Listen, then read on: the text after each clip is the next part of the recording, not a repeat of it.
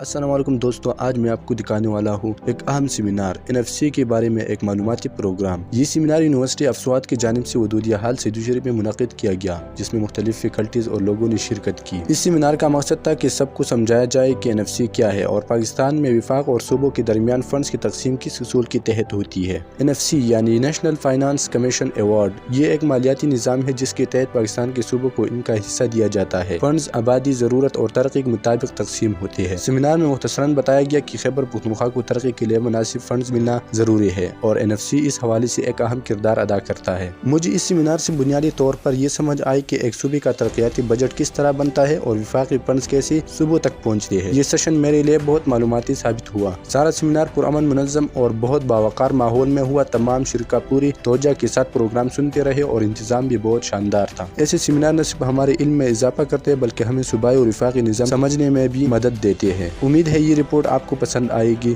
اگر آپ ایسی مزید تعلیمی ویڈیوز دیکھنا چاہتے ہیں تو میرے چینل کو ضرور فالو کریں۔